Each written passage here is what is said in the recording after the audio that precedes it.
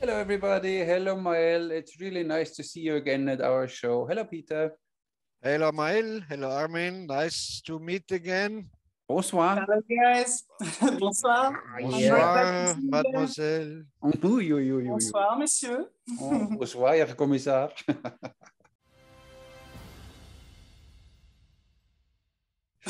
How are you, Maëlle? Everything fine? Yeah, I'm fine. Yes. Yeah. I spend all my days on the building of my house. Then I'm so tired, but it's nice. It's great. If you look like this when you're tired, then it's just good. Yeah. No, I'm quite prepared, you know. Ooh, nice. Nice location this time, nice background, nice stuff there, but we talk about this in a second. Very nice. Yeah, right. What have you done? What have you crafted in the house? In the house, I don't know the words in English, but we had the floors. Okay, flooring. The wooden carriers, you know, on the floor and in the bathroom, on the walls. Nice. It's long, but it's not cold. It's not too much humid or wet. So it's okay. It's nice. Fine. So you're gonna marry soon? Huh? So you soon gonna marry? Oh no, I'm married since 4 years. Wow! Congratulations. Thanks so much. Yes. And you, how are you? Still alive. Still alive, yes. One day after the other, you know, I appreciate every morning when I wake up and have another day on this planet. I'm just happy and do the best I possibly can. Yes. It's perfect. Yeah, I think a very good way of life. Yeah. Corona was just replaced with Ukraine. Yeah. What? I forgot. The virus thing was just replaced with the war in the Ukraine. Yeah. In the media. That's a difference since we met last time. Right. Yeah. So it will be better for the third interview in a few weeks. Let's see. Let's see. Yeah. In a few weeks, I might be not in Malta anymore, but we'll see. It's time to move on. And now every country gave up their restrictions. So because I still didn't have these injections, so it was a little problematic for me to travel. But now almost in every country, they stopped this now. So you don't need to even have this stupid PCR test to go somewhere. So it's fine. Yes. Things are going better with the travels and the borders. Yeah. I think it will be nice in a few time. Yeah, until autumn, until the next flu comes around the corner, and then because even in Austria they have this mandatory vaccination law only on hold, but they didn't put it away, so they have it on hold just in case, you know, the next flu comes around the corner. And, now we need mandatory vaccination. Yeah, what I said, it turns out as a kind of flu mandatory vaccination because they say, we don't know what in autumn, in fall, what virus will be around. So I always say, okay, for thousands of years, we have not known what virus will be around. Before we never know, no. Yeah. Are there still restrictions in France? Maëlle? Less and less, but I have to say that I'm not very informed of all this stuff. I just know for for concert, for traveling or something, I have to know because I have to know if we can give a concert or if we can go to I don't know, a restaurant, in the train, etc. But I think his sanitary pass is over since the 14th, so a few days ago, and it's going to be better from now, I guess. I hope. No, fine. Let's hope for the best and expect the worst. Maëlle, you wear a scarf anyway, no? You wear what? A scarf. You wear a scarf anyway because you love Eastern culture and Islam and so on. Yes, I could have, but I'm not in the religious thing. Then It's a cloth for me, but not a religious accessory. Yeah. It was just a joke. Yeah, but I think veil, it can be very beautiful, a very beautiful accessory. So I have no problem with it. Yeah, of course. I have seen pictures of very stylish ladies with scarves, and so very beautiful. Yeah, Yeah. I think really. When I was in Lebanon, you know, you have sometimes a woman completely veiled and you only see the eyes, and you know then that these Arabic woman with these almond-shaped eyes, with these black eyes, and you only see the eyes, and you know, of course, you directly only can look in the eyes, and it's like, it's sometimes was quite intense. So it's, you know, otherwise you would look at the face or whatever, but then you only look at the eyes because it's the only thing you can see. So it's quite interesting. Back then there were some ads, you know, advertisings of Emirates, and they had the stewardesses with that nice kind of turbans and a kind of scarf and reddish costume. Beautiful, just beautiful. Yeah. So Armin looks the women just only in the eyes. He's a real gentleman. This is the window to the soul. This is what matters. Yeah. Same here. Yeah, of course. Yeah.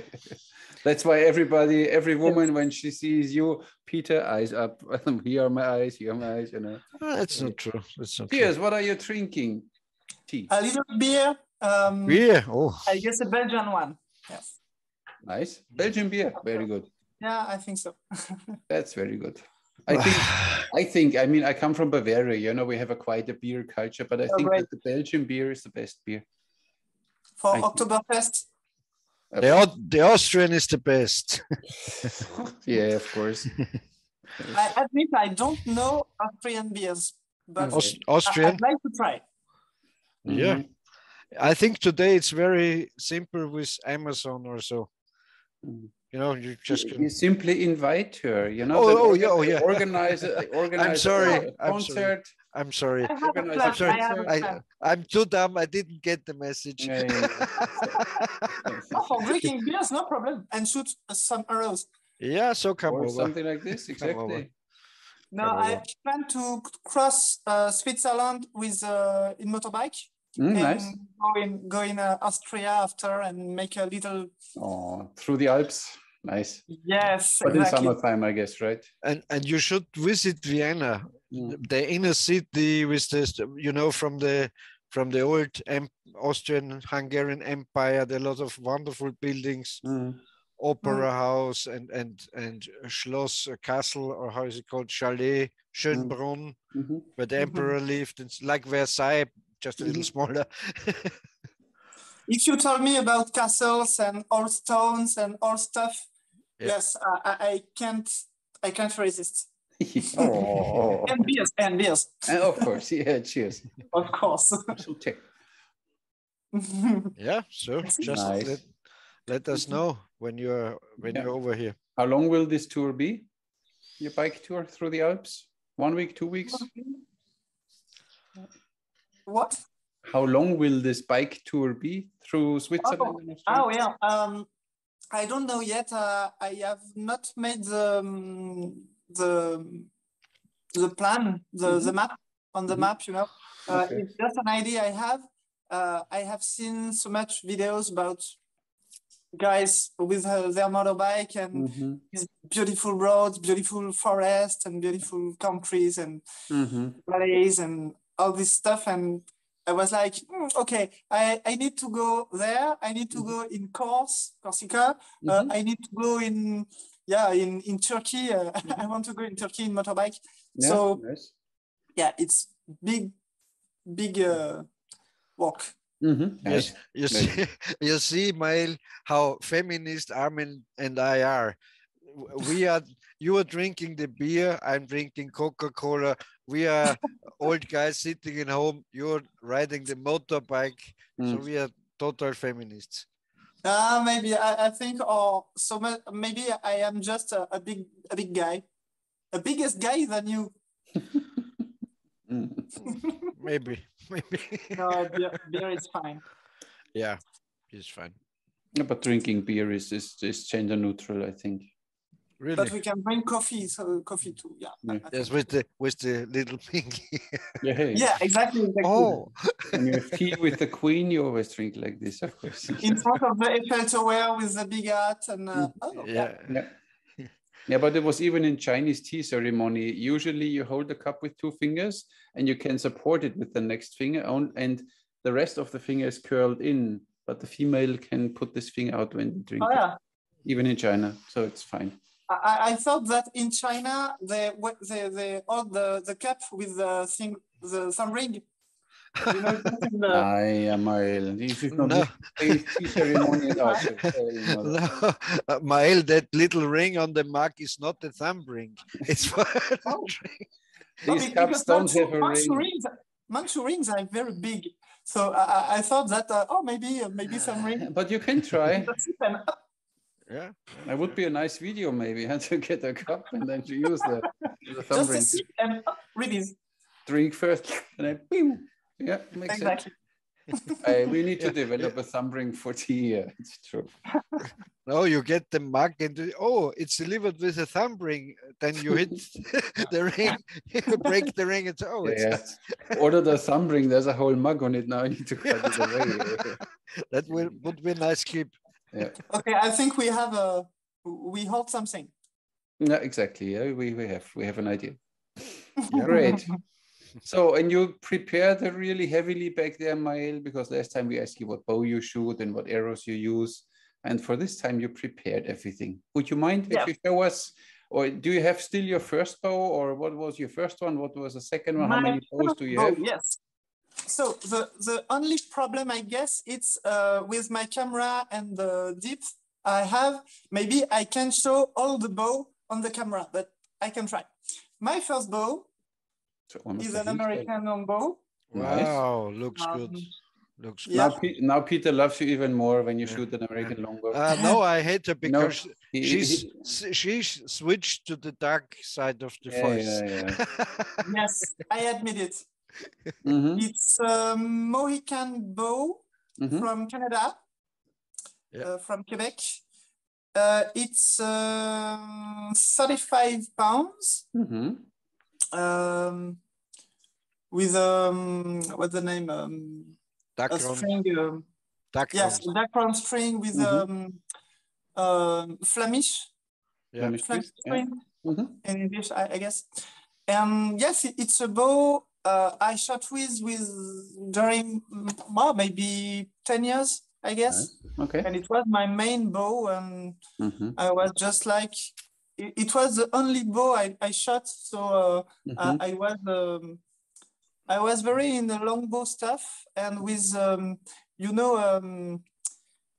Jean-Marie Coche in France.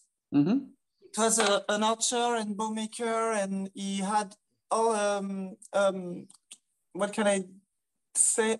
He had a philosophy about archery and the technique, and the technique of diaphragmatic breathing, and he had a place, and he used to make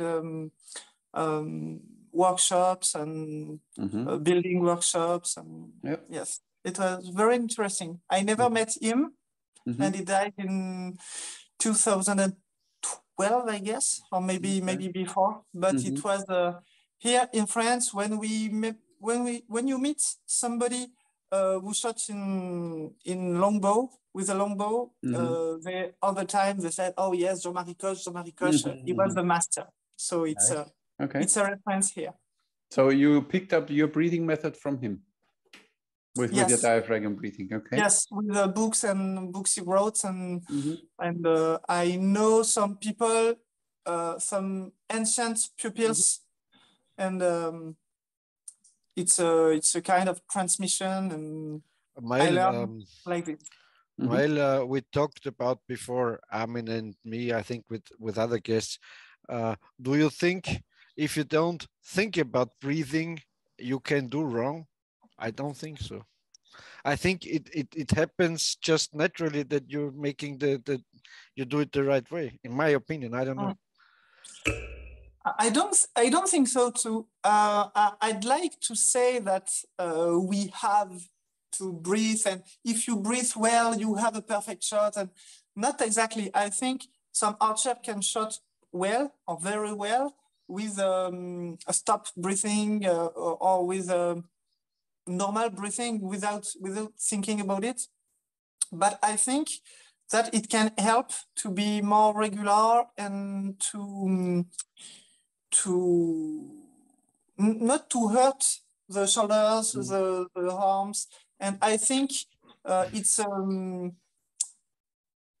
something about the chi. You know, it's just a circulation of energy, and to me personally, I think I shot better since I practice this breathing system. Yeah. If it helps, it's good. Yes. Thing is, and we spoke about this, Peter, in every martial art, breathing is one of the basic and fundamental things. Yeah. And archery is nothing else than a martial art. Yeah. And when you know how to breathe properly, of course, it becomes second nature. But first, and none of the adults nowadays breathe as properly. They all breathe in the chest, they don't breathe in the belly. Yeah, that's true. So, but do you think you would draw a bow while exhaling? I don't think so. Never. And I don't know. I would agree if you think about high precision shooting with a sight. It's the same with a sniper rifle or like that. Their breathing is important because you can make a lot of mistakes when you're breathing wrong. But with traditional archery, I don't think so. I think it's important, but I think you do it naturally without thinking about it. In martial arts, we used to blow during effort. And so it's just like it's not bad because you get in a rhythm and so on. I agree with that. Or think about boxing, when you're hitting you're exhaling. Exactly. Nobody would have the idea to inhale while yes. and yet punching. most people inhale while they draw the bow.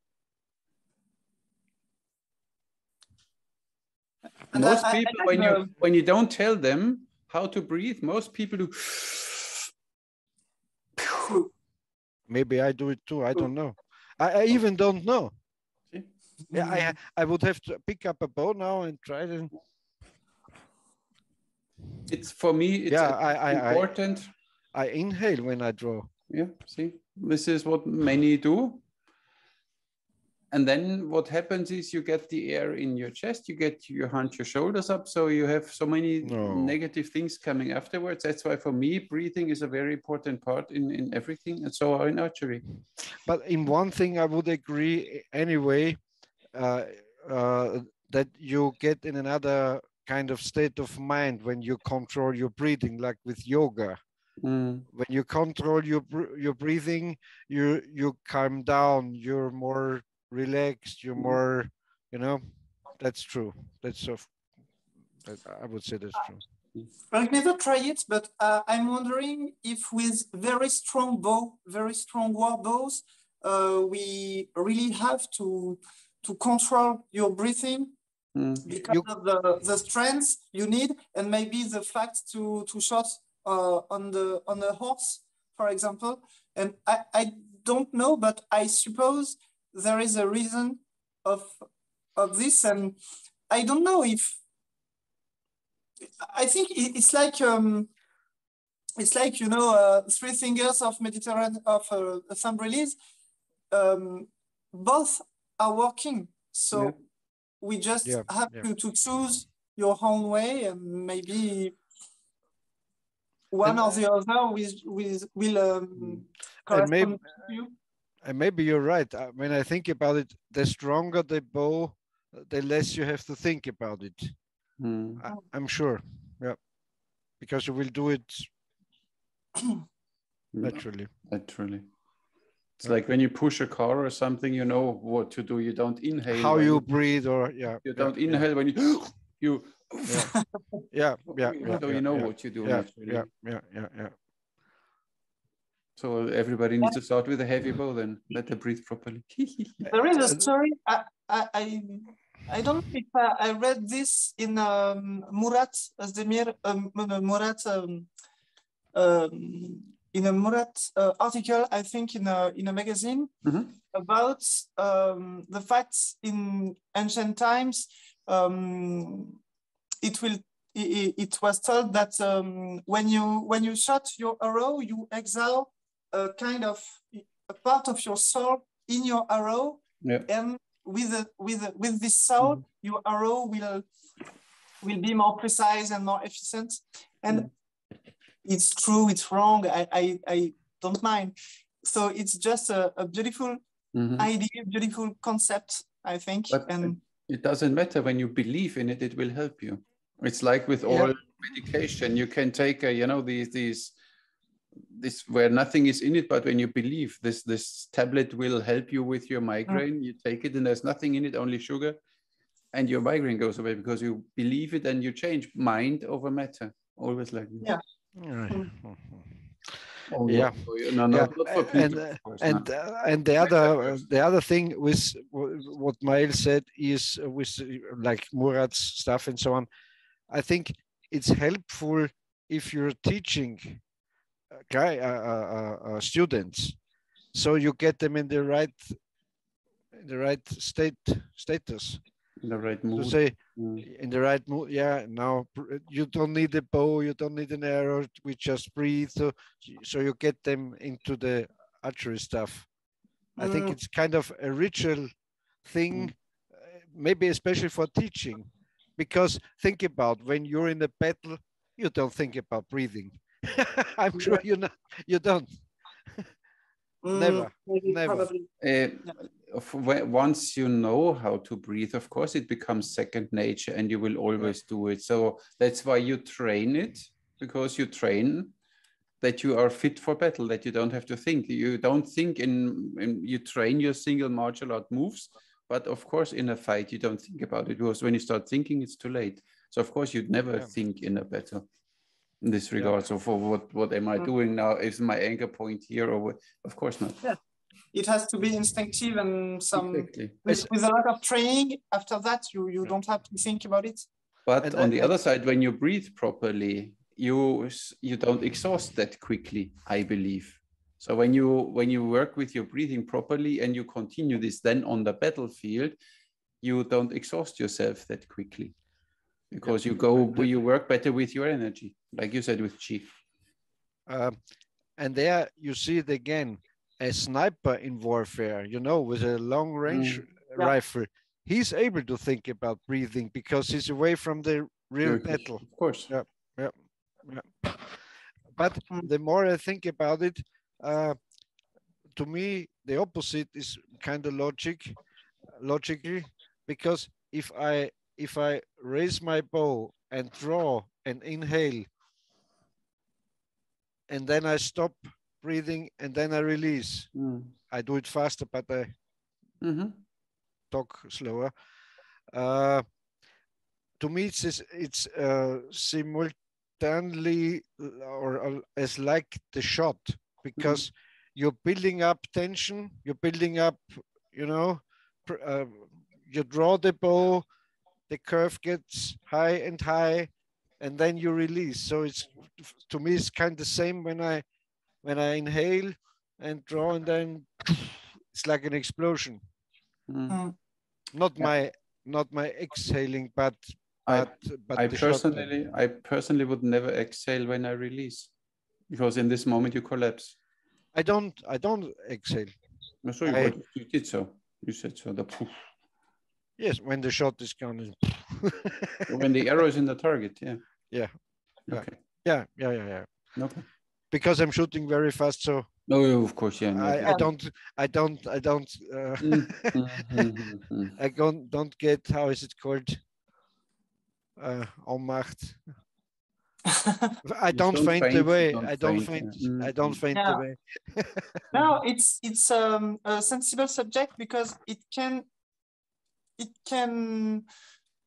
appear like something, I don't know, elitist or precious, or yes, I have to breathe and make love with energy and be connected to the world and something. And maybe it can be kind of mystic, but it can be important too. And personally, I realized that when I shot without totally thinking about my breathing, I was more regular. I was more tension. I had more tensions in the shoulders, and then now it's a kind about rhythm. I made a video a few months ago, maybe one year ago, about rhythm in archery during shooting, and it was interesting to notice that we had a kind of rhythm in the shooting. Yeah. And I had an exercise with counting at each step of the processes. Yeah. And it's just an exercise. I suppose when you are in the battlefield or hunting or something, you don't think about it. Mm. But it was interesting to think about it during the practice. Mm-hmm. Yep. Yeah, and especially, like I said, I think when you're teaching someone, it's very helpful. I think so. Yeah. Yeah. It's of course for training that you know what you're doing in the battlefield or when you're out in the field, of course. Yeah. And Maëlle, interesting enough, because you mentioned now here love and so on. Once I had a friend. She was French. She was a sexologist. Huh? I don't know, in France or in Spain you can study kind of like that. I don't know. Yeah, and she said, don't you see the similarity between archery and sex? I said, what? What similarity? What? These people are French. Typically French. You see this? You see the similarity? When she explained it to me, it was clear like mountain water. Yeah. Of course, you're building up kind of pressure. You're building up, and then it explodes and the shot. And you release. Oh yeah. It's, if you think about that, it's very similar. But I hope so. One shot is faster than making love. Mm. That's it depends, you know. That would be. Peter is working on that. I'm working on it. That it would be favorable. It depends if you practice judo, because it can be very long. Exactly. Yeah. No, not about on the timeline, but the mechanism. It's always building up, contracting, exploding. And then the relaxation is always the same. Hitting the mark. Yeah, but it's the same.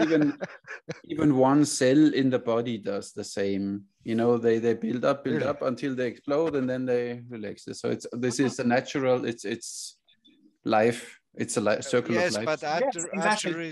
But archery is not natural. So it has a part of this natural. In the last podcast, you said everything is natural.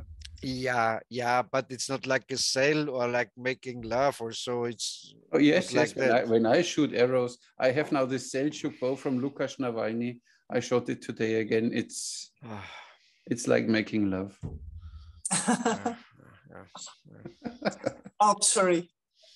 Yeah. And what Maëlle also said about rhythm is also interesting, because I'm always using my back quiver, and to me the back quiver belongs to the shot.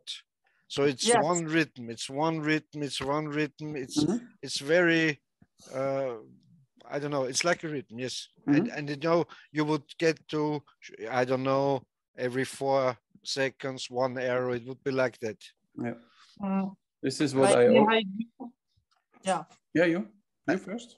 Yeah. Like Mihai do with a back quiver, or like we Jean-Marie Koch, I guess he shot with a back quiver too. And so for me, back quiver is not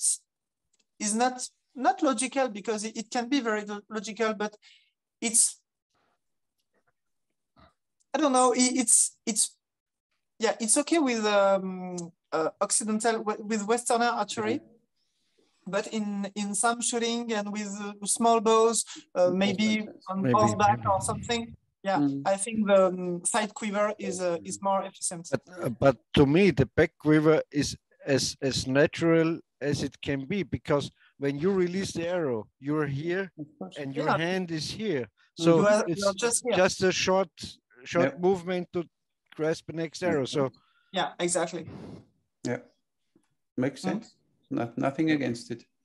But I even here, when I teach people, I always, when they know the steps, I always say, then now bring them in a rhythm. It's like dancing, that you always have the same rhythm when you shoot, because this helps you for your muscle memory.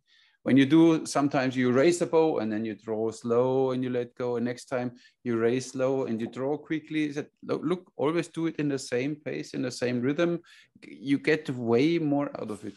That's why rhythm is very important. John Schultz, you can find his videos on YouTube. I think there's 3 or 4 it's Howard Hill style shooting, but it's the same. He recommended counting the phases of the shot, 1, 2, 3, and so on. And it's like that. Yeah. Guys, I have a question about Kashay technique. With this movement, when you shot with this movement with the arm, to me it's totally illogical. Bullshit. It's bullshit. Why? Okay. It's a show thing, in my opinion. It doesn't help. No. I admit I call that the Legolas shot. You know, in the Lord of the Rings, it's like one thing with Kashay, I don't understand it. This is for me simply show, it's entertainment, because it looks fancy, but he doesn't do it. He does it with his last arrow, very pronounced. With the arrows before, not so much, because he needs to get back the hand to his quiver or to his arrows in your hand. So he needs to come back and draw again. Petra does it too. And there are some teachings when you shoot a Manchu bow, a very long draw bow, then you have this elbow back there. And when you let go, you don't want to hold it, because even the Manchu has this kick, then you simply counterbalance the kick of this Manchu bow. So there are some things which you might want to do. I still don't do it, even if I shoot a long draw bow, but there are some, they tell you to do so. But you know, if I have to do some movement to balance my bow's kick, it's a different shooting. You can't compare an American longbow to a Manchu bow, and of course you use a screwdriver differently than whatever hex nut. It's a different tool, and you shoot it differently. Both are bows. No, it's just but too different. Yeah, but that's why many struggle with the Manchu. Kashay is very efficient with this technique. So I watched a video with his pupils on a horseback, and they were like 1, 2, 3, and 4. This movement was totally part of the thing, but it was not at all natural. It was totally just a part of the shot, but they didn't understand why they did this. There's one thing to it, but I'm sure it's not because of that. You could prevent a creeping release. You know, when you're doing a back movement on release, so you won't creep forward and release, and you take a lot of power from your bow when you're doing the creeping release. That's the only thing. This is when you see then bear paw, or when Botnik does his teaching, they always tell you then the hand needs to end up there, and then you see many they shoot. That's Olympic style. It's Olympic style, but this is keep you again from creeping, that you bring the hand here, folding it back there. Maybe it has to do with counterbalancing, because I shoot from horseback. I don't know. But elbow doesn't know. It's just the I don't know. Yeah. For me, it's not necessary, but it's me. Also, that hill style shooters say, but it's kind of like that, but not like winking to someone. Never stop to draw. Yeah. So they say never stop to draw. Draw back, draw back, draw back, release, and draw farther. So that's. But that's also preventing that creep. Yes. Because then the release stays in kind of explosion. Because a counter movement to the to the force of the bow. For example, in Turkish archery, I noticed that quite often archers are just in continuous movement, and they just arm, release, but continue the movements, and it's not just stopping the anchor point and shot. It's just something like that. Yes. With a big regularity and big efficiency, but it gives you more dynamic because you don't want to let the bow rest in the full draw position, especially when you have only a wood bow. It stops, it loses power. When you hold a normal pure wood bow, hold it in full draw for a while, it loses its power because it gets used to this position, the wood. So you want to keep it directly letting go, so you get the maximum. And then of course what we do, snap release, that you really, the last moment you snap back, you get even more energy in the bow when you snap the string backwards and let go. So it's simply for efficiency purpose. You don't want to stop. Why would you stop when you the same accurate without stopping? So the Olympic archers don't need that.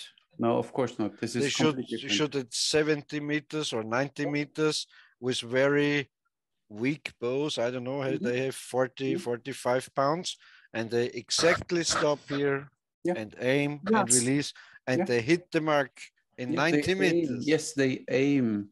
You said so. We are instinctive or intuitive or whatever you want to call it, and they aim. That's the difference. But you said it's about power, not power of the bow. Yeah, of course, but look what arrows they shoot, little strick needles.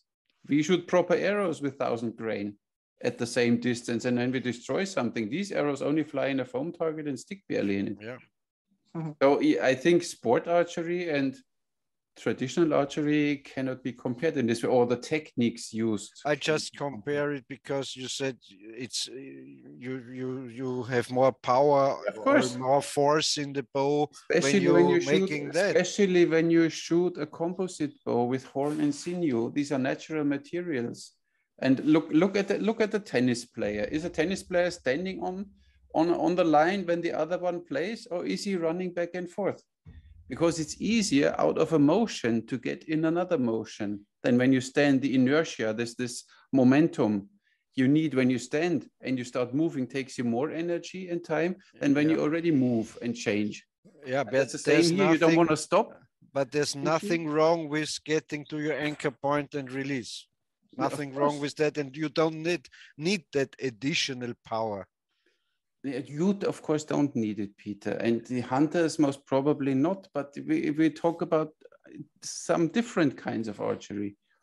And in Turkish archery, it was like this. In Chinese archery, there is snap release. They even overdrew the bow, that the arrow almost went inside the bow to get really the maximum out of this bow. Because the first limitation you have is the maximum draw weight of your bow. And of course, you want to maximize it as good as possible. And of course, a modern Olympic bow with fiberglass limbs doesn't have these problems. You can hold it in full draw and it doesn't lose its power. I don't talk about holding. I just talk about reaching an anchor point and releasing. They always reach an anchor point. Otherwise, you're not accurate. They always reach an anchor point, but it's not here. It's here. Yeah. One thing about Kasai, Maëlle, you don't forget he's doing this thousands and thousands of times and always the same, the same show. So, you can do some fancy movements when you're doing it over and over again. So it won't, even if it's not a good idea to make this movement, if you're familiar with it, if you practiced it, some singers are able to draw how you throw the guitar and play on. It's the same thing. It surely has a purpose for him, but for me, it's not completely logical. I said there are some styles you see even in Ottoman archery. You see then the paintings and the drawings where the hand is back there. For whatever reason, for me, it doesn't make sense because I want to get my hand as quick as possible to my next arrow. It can be just for the drawing too, because on a picture we can we can force certain movements just to mark them, and so if make them look big and strong and so on. Mighty and overacting. Overacting, exactly. Maëlle, what kind of wood is this bow? Do you know it? It's not written on it, but I think it's ash. No, it's oh damn. What wood is that? Yes, I have an instrument. Where does Odam grow? I don't remember the name in English. Say it in French. For the French guys, it's I think it's in tilleul, but it's tilo in Spanish. But what is this in the? We're getting closer. Spruce? No, it's not. No. Spruce, I don't think. No. No, I don't remember. But maybe it's just a wrong thing. I don't remember, and it's not written on it. It's okay. Yeah. It's okay. I have it since maybe 15 years old, 15 years. So I don't remember. So after this one, I have the classical. The classical snake bow, snake with leather handle. Yes, with a leather handle. Yeah. I'd like to try the small model. The 50, Yes, it can be very interesting, but I never tried. Maybe I will try it. So this bow is perfect, I guess, for people of my family, my friends, when they want just to try and they never shot a bow because it's ambidextrous and it's not very powerful and it's very resilient bow. And you spoke about it. I mean, it's just a very good bow to begin our practice every day. And a very nice, a very favorable price too. Yes, exactly. Yes, and a product of France. Yes, of France, exactly. And when you see the design, it's quite advanced. It's an asymmetrical bow. Yes, first of all, and when you see then even underneath the bump of the limb, which goes forward and then down, so it's a very interesting design bow. So that somebody really thought about it. I always wondered why they did it like that. It looks very complicated because you could do it. The handle has simply different angle, but when you follow the curve of the limb, it continues down there. So they simply bring the bottom limb out there to the original line again. It's very interesting. Yeah, it's well made. Yeah, this is a really great bow. It's like the medieval Burgundy bow with this limb, just like a long bow, but inspired by Oriental bow with the limbs with this shape. Like this Belgium. I think in Belgium they had them too. Yeah, the Flemish bows and Flemish bows. It's a good bow. And the last one, the longbow family, it's the one I call the joke bow. It's really, it's my very, very, very first bow, and it's a piece of museum. Maybe you don't see it, but it's all metal bow. Nice. You have one of these metal bows. We were talking aluminum about it. Is it Duraluminium. Wow. It's a French mark, a French brand, and it has been made in the 30s, I guess, something like this. Ralph Rambourg told us about this bow. Ralph Rambourg told us about this bow. We were talking with him. It was a bow. I heard it was a bow for the king's shooting. I don't know the word in English, but it's tradition in the north of France, and you have to shoot a bird. Shoot a bird up there on the pole. Like a kabak, a Turkish kabak, but in a French way. And archer groups practice this since Middle Ages. And in the beginning of the 20th century, they made this bow. It's made in France, I think so. And I saw one in the Archery Museum next to Paris, in France, in the Musée de l'Archerie et du Valois, Crépy-en-Valois. And it was just this bow, this shitty bow, because it's totally impracticable. And it was just like on the wall, and I said, oh, this bow, this toy, why? Why? Mm-hmm. They always say these are dangerous because they break if they are older. I don't know if it's true.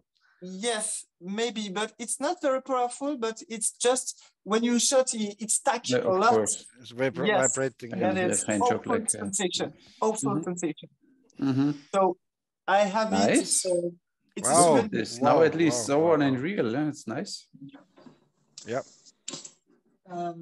Yes. Your play's not big enough. Yeah. Get sorted. Take your time. We can listen to a joke of Peter in the meantime. Oh, you're ready already. Oh yeah, of course. So now you change to the dark side, right? The dark side, yes. After this, after the American semi-longbow, I bought on a medieval fair, I bought this bow, classical bow, to an English guy, I think. I don't remember the name of the guy, and I have no information about the bow. So maybe with a minimum. I like the shape. I would say this one was made in Hungary. Yeah. Well, probably, very probably. I think the English guy was just the seller. Even Berpo had a kind of a bow like this once. They have these fiberglass bows. Yeah, but of course in Hungary you get many of them, and they always at this medieval market. Exactly. And with this wooden part, it was leather. And... very massive sears. Yes, very exactly. Heavy and when sears. A little bit. But you know, Kashai's bows are quite the same. Yeah, yes, I know. Exactly. Very the same. My first horse bow was a Kashai. Yeah. And, oh my God. And I didn't like it because it was shaking, but I didn't know that there are fiberglass bows. They don't do that, you know. And I thought, okay, this is now, I don't like this experience, you know. Yeah. No, I guess this one is fiberglass under the leather. It's wrapped with leather. But it's nice. It's still a bow. To me it was the best bow I can find. And then I tried all the bows, and no, it's just a fun toy, but it's not a good bow, clearly. But yeah, I shot with it since a long time, maybe more, maybe 5 years. It was fine.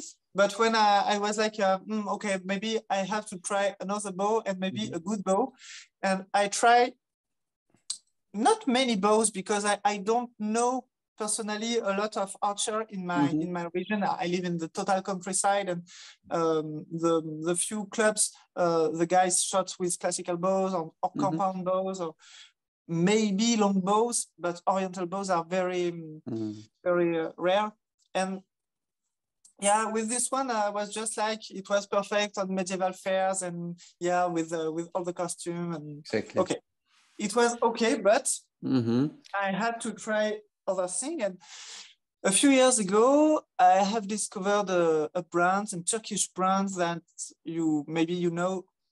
It's Şimşek bows from Bursa, next to Istanbul. And so I have 4 bows from them. Wow. So I can begin with the duet, you know, the eye and the Yildiz bows. They are up Kremen Tatar bow. They look good. They look good. Yeah, it's beautiful. It's plastic. It's a very, very, very simple bow, very cheap bow. This is the snake bow for the Asiatic version. Exactly. Yeah, exactly. Perfect. 25 pounds. Same power. You can't first more, I need one of these. They look great and simple. Yeah. But you decorate it nicely. Mine looks simply some kind of green color. So yes, this one, in black it's okay, but I'd like some leather maybe, and maybe quite of. No, don't add weight. Don't add weight. But this bow is incredible. This is such a fun shooter. It draws nice. It shoots nice. and it does everything a snake bow does, but in an Asiatic way. And yes, the exactly. price is, I think, 80, 90 euros or something, or Really? or 100. Yes, something. Not expensive. I bought both of them in the Yeah. single twin, so I didn't remember. But This this one is an Ottoman style bow. Yeah, 15 It's pounds. 15 pounds. 15 pounds, but it's awesome. This one in 25 would be the perfect bow. Yeah, You can't have them stronger. No, they are from a mold. They are simply injected, Yeah. molded. So maybe they make them once stronger, but then they need to make a new mold. But for archery schools, for Asiatic archery schools, perfect. Yeah, this one I gave it to 5 years old little girl. I know, and she was just like She was in Brave, you know. She was Merida. Yeah. And the good thing is you can't break this bow even when you overdraw. You know, they have a max draw, but even if you overdraw, nothing happens. It's so cool. I saw a video about this guy. I don't know where he is. Maybe in Scotland or England. I don't know. He has a Shimshek bows, and he made a video about experiments of extreme situations to break his bow. This is Mac. This is our tactical archery. He's in America. He's a redneck. It's American. Okay. And he throws the bow from he throws it and then it's Mac. He let it a full week in the snow, in the ice. So it's just like and the bow was totally of course. He's a funny guy. It was fun, exactly. Yeah. After this one, I have this bow. It's the Junior from Shimshek. Yeah. This one is 25 pounds, I guess. It's quite a simple bow, but it was not very expensive. I think from memory, 150 euros, I think, with leather hand, a kind of whipping string around the bow and glued. Yeah, but this is a fiberglass bow, right? Or what? Yes, it's kind of resin. I don't know exactly the material they use, but it's a little bow, very efficient, very practical, and very pleasant to shot because it's very smooth. Yeah, and for the price, you can't say anything exactly. Yes. Perfect. I think if you want to discover Turkish archery without thousands of euros, I think this bow is very, very interesting. Yeah. And mine is up. My bow, the bow I shot is this one. Look at this. This one is just pretty. Wow. Oh, you made a reinforcement around the arrow pass. Yeah, I have a little piece of leather here. Oh. And this one is the Sipahi model, the short Sipahi model, but the first version. Shimshek made a new version since. You tried it, and it's like just perfect. And this one, I have to admit that I ordered this bow after your video, and you tried I think the Azarak and the hybrid first, but this one, I guess it's a perfect size for me. I have it in the hand, and it's just perfect. And shorter bows are too short, and longer bows are too long. For me, this one is just perfect in my hand. Yeah. And really, I absolutely love to shoot it, and I never want another kind of bow. This model. Yeah. I understand. Looks good. Fully understand. For me, just the handles are always a little too small. So they then when you shoot them for an hour, then my hand starts hurting because I don't know how to hold this small bow. So but if you make something around it, of course, Maybe I have smaller hands. Yeah, but I like the Tatar version more, the Chagan. This is even for me because it draws a little longer and it's for me, I'm more a Tatar guy. Yes, the Tatar is very beautiful, but for me, it's very cultural too. And I like Turkish and Persian history. And for me, it's kind of Seljuk period or this stuff, and the very beginning of Ottoman Empire, before they became the big invaders, you know. But it's just like this region of the world, you know, with the music and with all this stuff I practice and I like, and it's a very, very nice bow, and I love it very much. Yeah, very good. So Shimshek bows, if you want to. They are great. They really, and what they do, they provide you with a lot of information when you buy a bow from there, and they have excellent customer service. Yeah, exactly. What you don't get everywhere. Sometimes you get a bow, you know, you order a bow and then you get them in a sleeve and nothing with it. You buy something $2 from AliExpress and you get a big documentation with it. And you buy a $400 bow and you get a sleeve around it and a string, and then, you know, what is it now? You know, what the technical spec sheet or something, print something, put it in the box. You know, this is what I miss a little from many of these Asiatic bow builders. There is really, they could, I mean, some do it. When you see Lukas Navalny, you get the warranty card, at least, you know, then what is the max draw and what is a grain per pound. Now, finally, they write it that you don't get too lightweight arrows or whatever, that you really max the bow's performance out. And or from Grosjean, you get a warranty card. There's, you know, a few do it, but for many, you simply get them the bow, and sometimes you don't even know which bow is which, and because nothing is written on it. I don't like.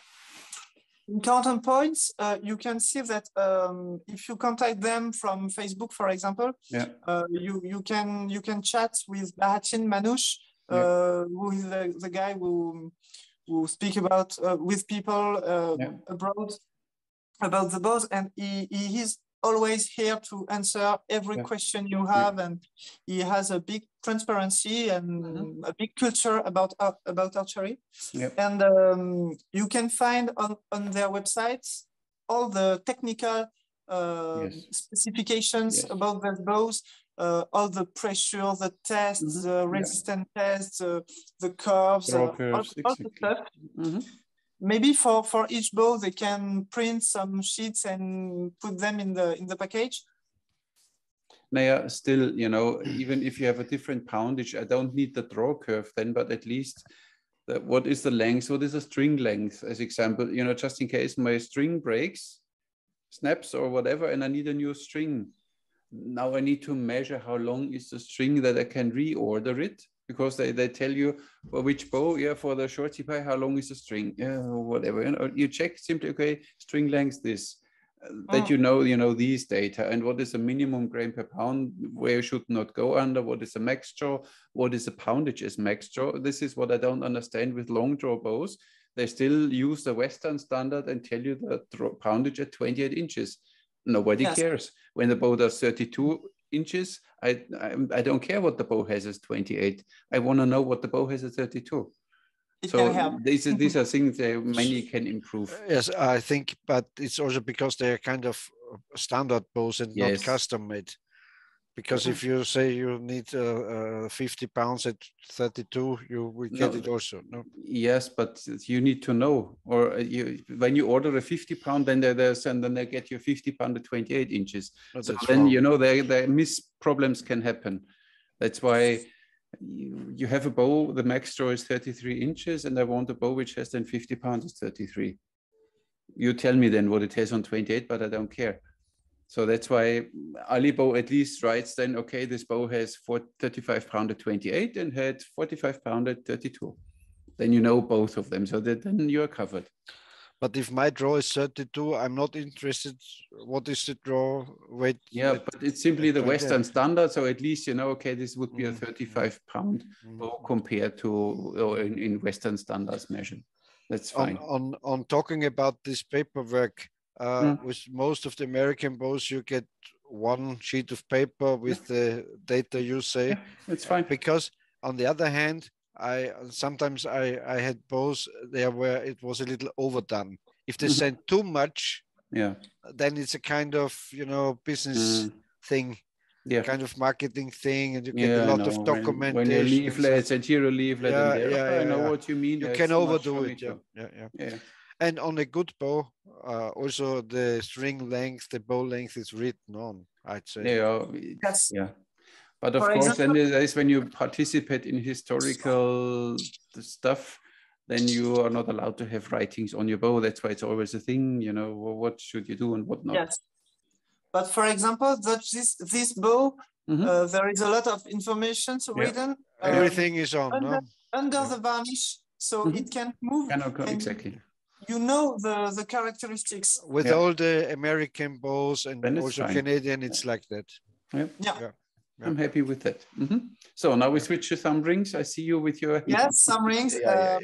I have a little collection, but for example, I have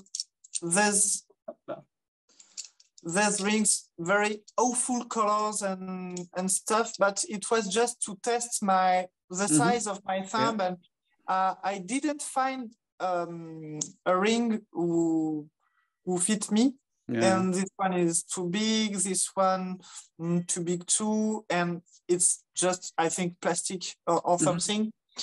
I bought 2 Vermeil archery rings, but just impossible. But I like the shape. Yeah.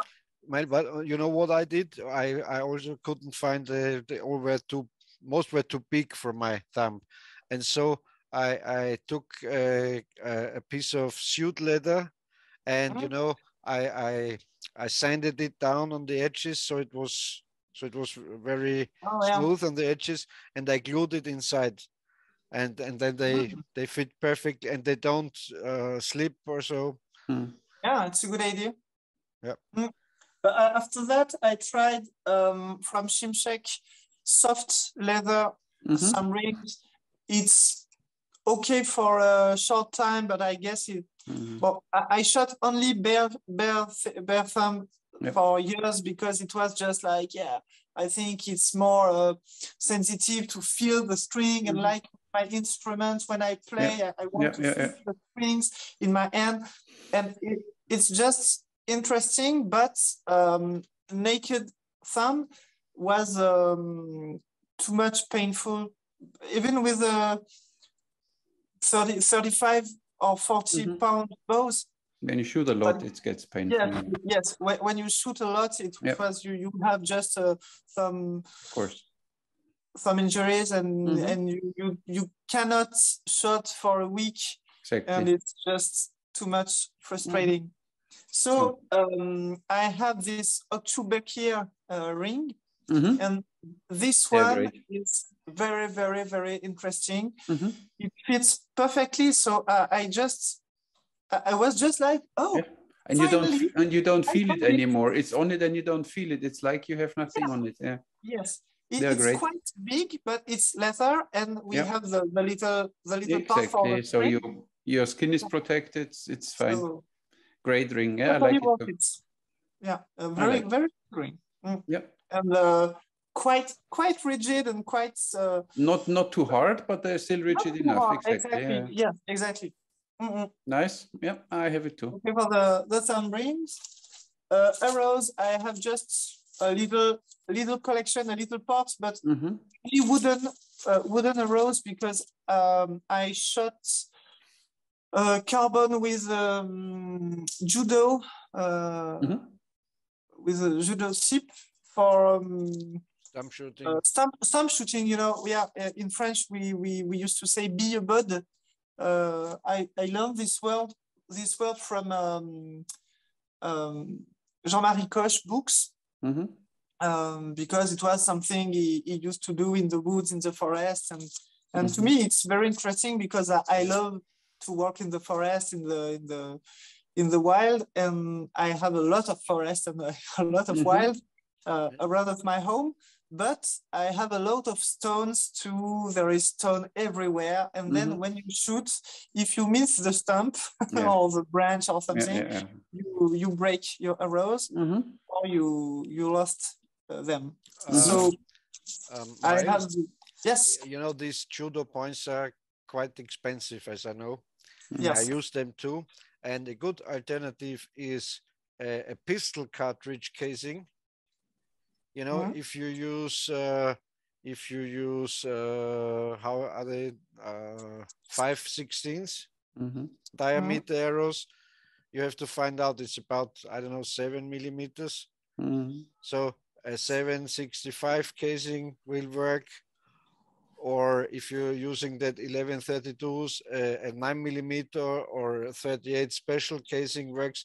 If you talk to, you know, gun shooters, they have a lot of empty casings. They cost nothing. And if you think they are too lightweight for the arrow, we put it in some lead, you know, from the fisherman. You can buy some boxes of lead and you can put it in, so they're a little more heavy. They cost nothing. And the other alternative we used were rubber blunts with stump shooting, because they are also expensive enough, but they don't break the arrow. The arrow bounces away if it's in hard target or so. Yes, and stump shooting, we did it a lot. You don't need any 3D animals. You don't need nothing. You think, oh, look at that. Look, the nice rotten stump, and you shoot at it. It's very nice. Yeah. Yes. But judo is fine because the arrow didn't go under the grass. Yeah, exactly. Yeah. And the little strips are not very practical in the quiver, for example. They get tangled up. Yeah. You take pull one out and you get all out. I don't have it at hand. I had another kind of patent, and if you use carbon arrows with screw-in points, with usual target points, if you taking a wing nut, you know, a wing nut. Yeah. Okay. And you put the wings forwards, so you have the point, and here's the wing nut, and the wings stand forward, and you screw them with the point. So the point is quite heavier, but it doesn't matter with stump shooting, I think. And it's very inexpensive, and you know, and you have these two blades, kind of wings. They stop the arrow like the judo point. That's a good idea. Almost like judo. The judo points are most favorable on a meadow, on a lawn, because they can slip under the grass. So, but then you broke too many carbon arrows, or that's why you swapped then, or when you did judo? Yeah, it happens, but not too much. Okay. And are you making your own arrows? I think so. Yes, exactly. I have the stuff, and since the beginning of my practice of archery, I was learned to make my own arrows, and it was very interesting because I like to craft things, and arrows is. I'd like to learn how to make a bow, for example, a composite bow with traditional methods and other stuff, but it's quite complicated, and it takes a lot of time. But the arrows, I think it's quite easy to do. It's less expensive, and you can personalize your arrows. For example, this one are just blunt arrows with a flu feathers, plastic knock, and just it's classical wooden, but tainted with what the word, a nut oil, kind of nut oil, you know, and it gives a very quite dark color, and I liked it, but I need to varnish them or just put something on it, but because if it's raining, you have to seal them. You have to seal them, Yes, or wax or something. Yeah. So and there's one. Are you very picky with your wooden arrows on spine and shaft weight and so on? No, not very precisely. To me, it's quite polemic, because to me, a good archer has to be efficient with every arrow he can find. But I totally agree that if you have the good arrow with the good pound, the good shaft, the good stuff, it's way more efficient. It's totally true. But and you know, if you're using nicely matched arrows and use them, of course, you will be able to pick up another arrow and will be efficient too, because you say good archer has to be able to do it. Of course, you can do it, but if you're matching your arrows, you're more precise, of Yes, course. but my problem is that I'm too much sad when I broke an arrow. A beautiful arrow, it's too sad. So when I made my own arrows, I'm like, okay, I made this one, it's broken, I can make another exactly the same. But yes, for sure, I think I have to learn all the stuff, all the mathematics stuff. It's very simple. Calculate all the specificity of the arrows. It's not difficult. Yes, those one are very old arrows, but I used to make the same when I break 5 or 6 arrows. I bought the stuff to make another series. Quite of medieval technique, but well, it's just a compromise with plastic knock, but a compromise between medieval arrows and modern arrows. So it's my current arrows. Yeah, don't worry. I was once, we have in Medina, in the old capital city here in Malta, there is every year a medieval fest, a weekend. And then all these reenactment groups, of course, offer their archery. And of course, because I know them all, I go there and you see them then with their English longbows and they shoot aluminum arrows in bright blue. I said, look, guys, you reenact here. You give the people the experience of shooting bow and arrow like it was in medieval times. Did you have aluminum in this time? So no, but you know, wood arrows break so quickly. He said, yeah, and they get crooked, but you know, at least keep it, you know, That's why don't worry about the plastic knock, you know. And what kind of shaft material you use with wooden arrows? I think it's pine shafts, but classical regular shafts. I bought them in a shop I know. Not too far from. Try if they supply cedars from Port Orford, from Oregon. These are the best wooden shafts in my opinion. Still the best wooden shafts.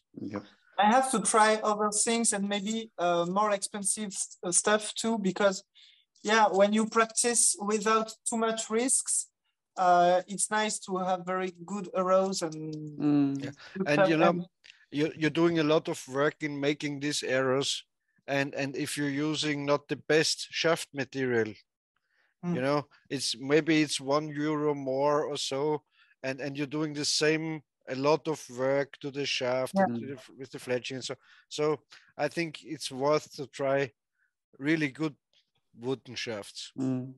And they're more expensive in most cases. If these are these Port Orford cedars, they are quite spined, so they are better than this. They're just by diameter or so. Yes. There's one from Shimshek. I think it's a guy who made them for them. But I don't know the wood, but it's very, very light. Spruce. It's kind of spruce, maybe. And I wanted wooden knock. No, maybe here. Yeah, we see. They look beautiful, very shiny, very beautiful. Yes, it's simple arrows, but very pleasant to shoot and solid. So I shot them maybe in stones or something, and they just bounce. And maybe just it's a better wood than my other, and they are more resistant. So it's very, very nice to shoot. And with the wooden knock, I can shoot in medieval fairs and some stuff without have to say, no, don't look at my plastic knocks. I'm ashamed. They look which fletching jig do you use for fletching, or do you make it by hand? It's Turkey, I think. Okay.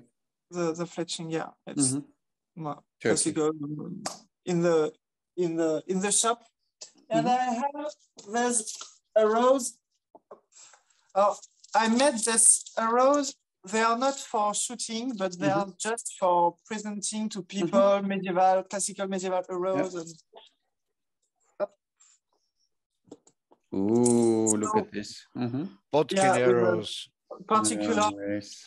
particular tips. Nice. Yep. Medieval and forged and crafted tips. Pretty. Yep. On the wall like this. And yes, it's very heavy tips. Yep. I don't think so. It will be very resistant if I want to shoot them, but it's just to show to people. Yes, like this. This one is for chainmail. This one is for flaming arrows. Flaming. Yeah, I don't know the words in English, but to add something and some stuff. This one is for armors, for with this little leaf shape. And this one is just for kaboom them all. Yeah, very heavy and very You could try and shoot them in a hay bale. Yeah, then they'll break. Yeah. But everything else will destroy them. Yeah. Pretty. And you have horn inserts in the nocks. It's not horn, it's other wood. Okay, it's a hardwood. Okay. It's a French guy I know who made the shafts. I bought them in a medieval fair. Yeah. And the string is linen. It's not. I think it's Turkish. Turkey feather too. Yes, but it's not very medieval. But I didn't have other feathers. Goose.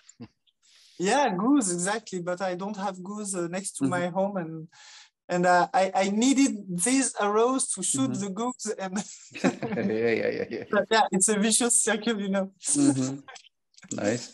And the guy who owned the goose had a rifle, so don't do it. Yeah. And there's shafts are barreled, with a jar in the middle. But Maëlle, talk to the guy with the goose, with the geese, and when he kills one, when he slaughters one, he should give you the wings.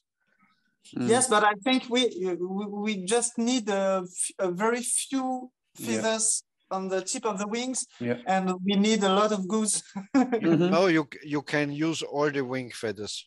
I did this with turkey feathers. It works. It's nice. Okay. Yeah. And it can be beautiful. And the advantage of the goose feathers was they are more oily. Yeah. In rain, in moist weather, they are more resistant to moisture. Yeah. Yes. You can see that oil mark. It's called the oil mark in the feather. You can see it. Yes. Yeah. Nice. And finally, my last arrows are from a friend of mine. We have the French group Asiatic Archery. Le groupe francophone. And we have a guy from Brittany, Fred Champagne, who is making very, very, very good arrows.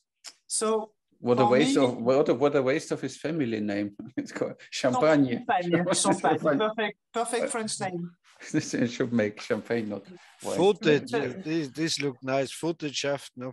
Yeah. Yes, it's just to me it's a kind of rose of a rose. It's just an insert with with the insert part here, cocobolo wood and epicea spruce. Maybe maybe spruce wood. With turkey salvage turkey feathers and little cresting, and a knock horn knock. And those arrows are very beautiful, very pleasant to shoot, very precise, very light, very solid. But I don't know why I broke one of them in a medieval target in in what's the word? I don't speak English so much.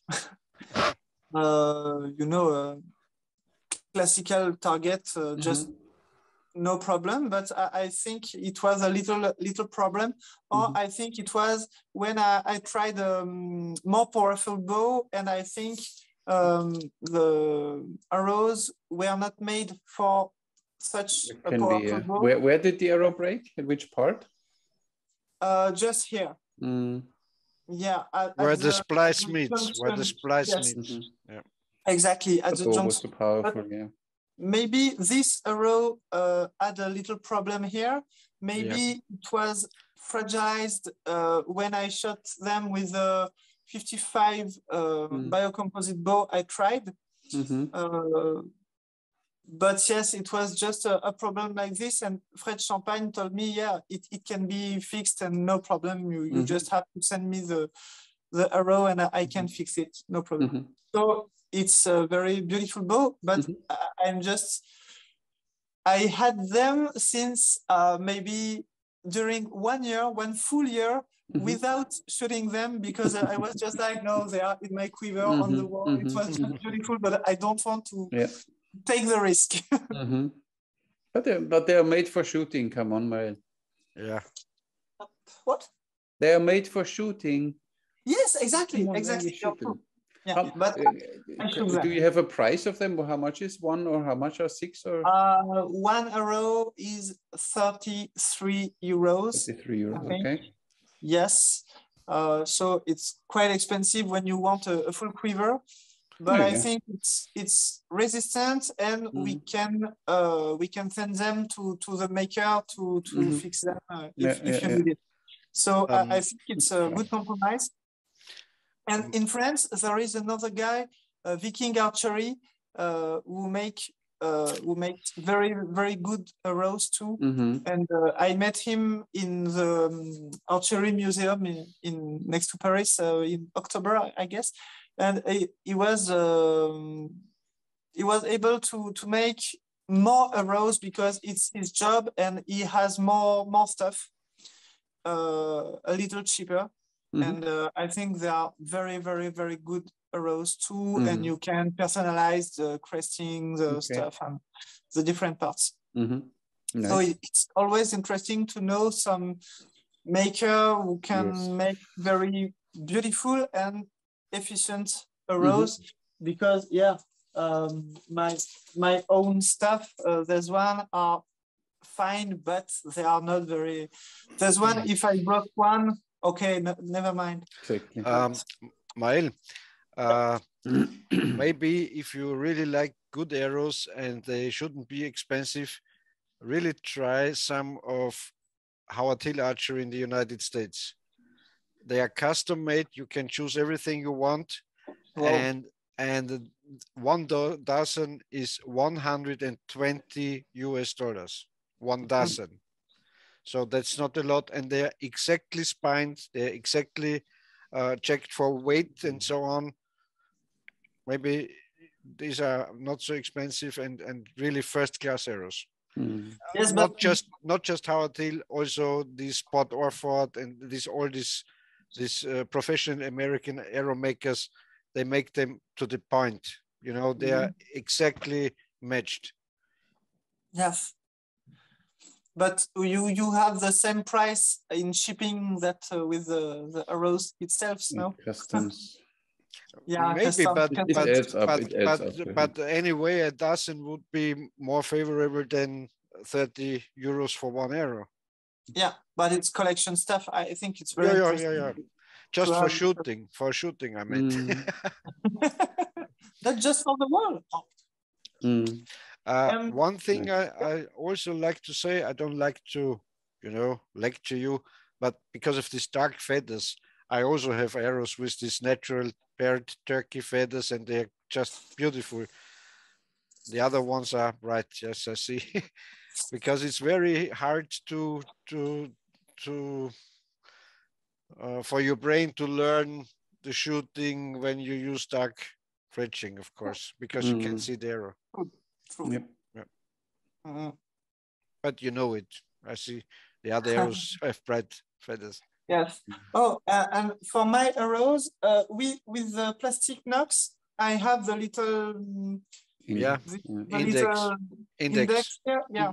And so when I put them, I'm just like, okay, with my cock feather, and I put them like this.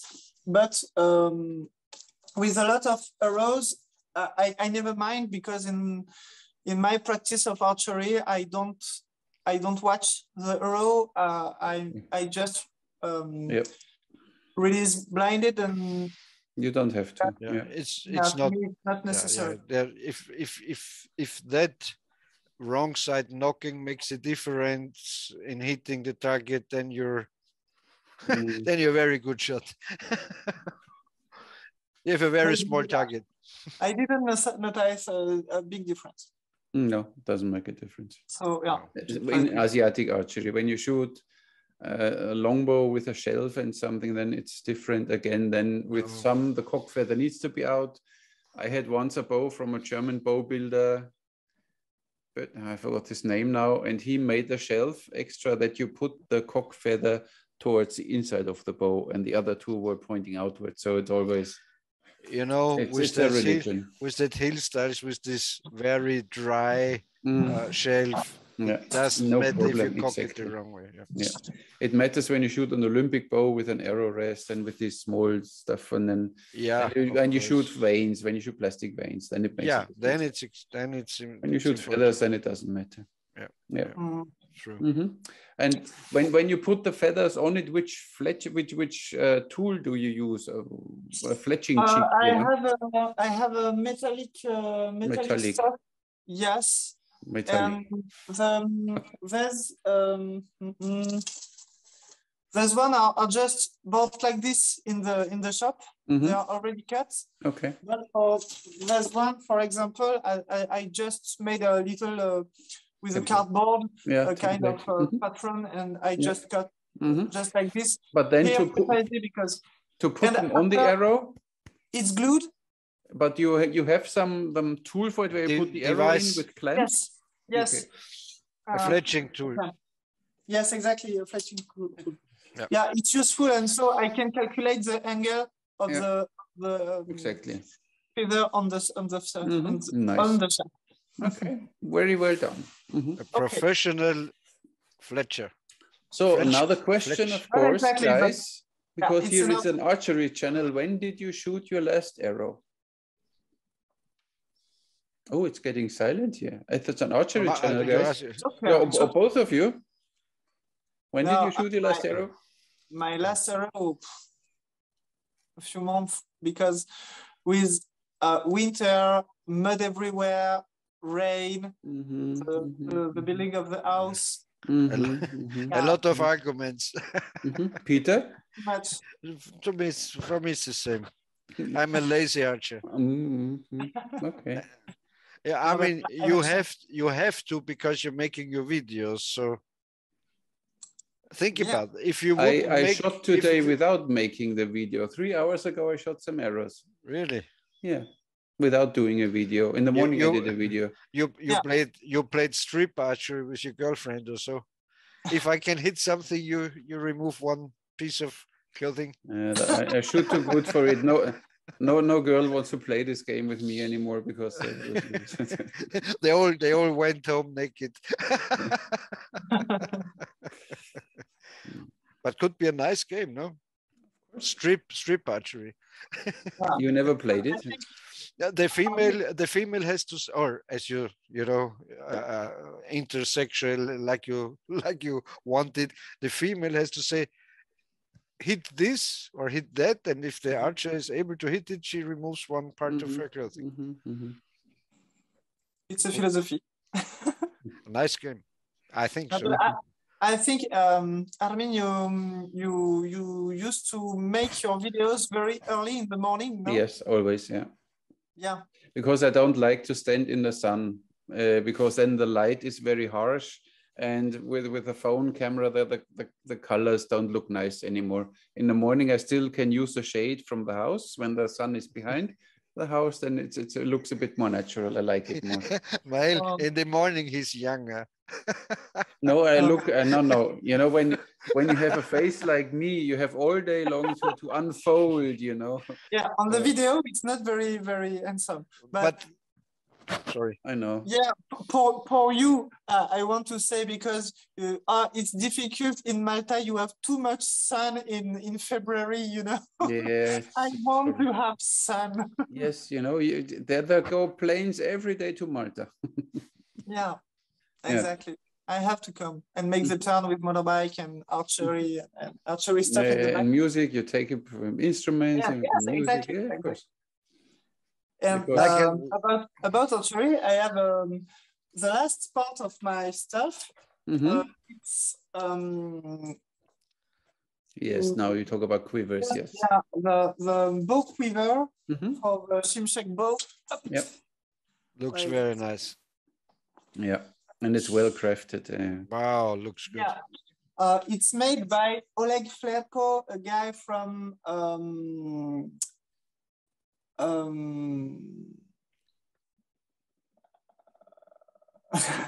Bulgaria, I think. No? Oh, where does he live? Oleg, where do you come from? Oleg, yeah, Oleg. I only know Loleg and Poleg, but it's different. No. Bulgaria, Romania. No. It's ancient communist country, but I don't remember. It's not Ukraine. It's not Bosnia. It's not. Okay. What is it? I don't remember. Well, sorry, Serbia. Oleg. I'm very. But Oleg Flerko, his channel is AC Leather, and he makes a wonderful stuff. I was just like, I saw all the pics on Instagram and Facebook, and I was just like, wow, it's wonderful. It's very well crafted, and all the pictures are very beautiful, and it looks very solid, very resistant, very practical. And I was just like, okay, I want one, but it should be very expensive. And so I was just like, no, archery is too much important in my life. Okay, I need one. And I ordered this bow quiver, this arrow quiver. Nice, yeah. Wow, looks good. This one with the Ottoman part here and looks all the stuff inside. And the pouch, yeah, of course. Wow. The full set, very stylish, very stylish. And I have to say that I wanted one model. I was like, I saw on his website, oh, okay, this one is very beautiful. And he was like, he watched all my own pictures, and he said, oh yeah, you played music and you have some instrument. And you know, this he made, this picture here from your oud, yep, exactly. Wow, very nice. Very nice. He can make this, and I was like, yeah, perfect. It's a link between my archery stuff and my musical stuff, and it's just perfect for me. And with this wood, I play Turkish music, so my archery stuff is Turkish. Perfect. One thing I like to ask, I don't know, you both, to me, it looks very unnatural to carry the bow with the string down. I don't know, just for me. With the string down, I would, in any case, I would have it the other side around if I would use some quiver like that. I don't know, because maybe I'm afraid that the string gets wrapped, or I don't know. Oh yeah. Or it's more fragile. You know, you're sleeping over something and the string is down there, not on the. It's for horse. It's when you sit on your horse, I think. Yes. So. It's easy to grab the bow when it's inside, but I think if they do like this, if they did like this during centuries, maybe it's because it's the most efficient way. Because if the problem is just to invert the sense and hold the quiver like this, I think it's totally possible. And I guess in Hungary or some countries, it's not on the other side, but just the string up would be more logical. Yes, like this with the string. What do you mean with string up then? The string on the upper side, not on the lower side of the quiver. Yeah. Like this. Yeah. So like this. But on the right side. No, yes, you have it on the left side. Oh, you need the arrow quiver on the right. You grab the bow with your left hand directly here. You grab the arrows and you're ready to shoot. And the bow is already in the right orientation, so you don't have to swivel the bow around. The string would be for me too exposed if it's on the. It works easy. Lower side. I did today a video of a Korean bow quiver from this guy. He does an amazing job too. This is incredible leather crafters out there. This is so hilarious. What they are doing. I love this kind of craft because they are just jewels. It's very beautiful. And you see the difference, and when you see then how they make them, how the stitching lines and how everything is, and I was like, how can one do that? This is wow. I want to do the same. Yeah, me too, but I will never. I don't touch a piece of leather. It's not as difficult. I'm not a big fan about it, but I did some sheath for knives, and so it's not so difficult. Of course, it's a matter of practice, but when you see the differences when you buy one of the leather quivers from Bear Paw, they have this rough stitching and whatever, and then you see these ones from with Pakistan. Stitching lines perfect, and the metal, all this stuff around it is like hilarious. It's just wow. It's nice. How much did you pay for the whole set? May I ask? For the whole set, I think it was a little more than 600 euros. It's not much money. No. It's really a lot of money. Yeah. When you see what you get for it. I mean, I had one of my friends. He makes these Manchu leather quivers, and he always asked me, why don't you sell my quivers in Malta? Said, look, your quivers start at $650. And I don't even sell bows for the price here. When I sell a bow for 200 euros, I have a hard time giving someone a quiver for 500 euros for it. But it's not going to work. In medieval reenactment, you can see, for example, the guys who made 15th century with complete armors for tournaments, foot tournaments or horseback tournaments. But sometimes you just have to put 20,000 euros in a armor with the stuff. And after a fight, you have to fix everything. It's just broken everywhere. This would nothing be one argument when some guys said, oh no, an expensive quiver, the quiver is too expensive or so, I always said, look, a quiver you can use your whole life long. Maybe you buy another bow and you break hundreds of arrows, but the quiver will stay with you. So it's not as expensive. No, but Peter, when you see the quality of these ones, no problem. And you get for 600 euros the full set, and another one sells you only the quiver now for 600 euros, but it doesn't last longer. It doesn't last longer. They are so perfect made, they outlive you. You can give this to your... I totally agree. So that's why it's sometimes quality does not have to be so expensive. No. It depends. Even when you see this Korean guy, the craftsmanship of his Korean quiver he made me, he charges, I think, $200 for this quiver, but it's insanely made. I have no words how perfect these things are. And then $200, when you see before others charge 600 for of course, beautiful, nice made with all the metal, whatever decoration, but this quiver Byron Ferguson is using is from Stephen Katz, is the name of the quiver maker in the United States. The quiver alone costs $600. Of course, there's some beadwork and some, stuff on, but it's a quiver, simply the quiver for $600 or so dollars. So I'm not against expensive quivers because I say they last a lifetime. You may break a bow and an arrow, but the quiver will. Of course, if you have the money, let's say if I spend now whatever 3,000, 4,000 euros for a bow because I have the money, then I might get a quiver for 500-600. That's not a problem. You know what I mean? But I don't buy a bow for 200 euros and then a quiver for 600. It doesn't match my thinking. It can be said too to have just a leather stuff more expensive than your bow and your arrows. for example, but I think it's a part of the costume, of the outfit, Yes. of the archer. And for me, I practice reenactment.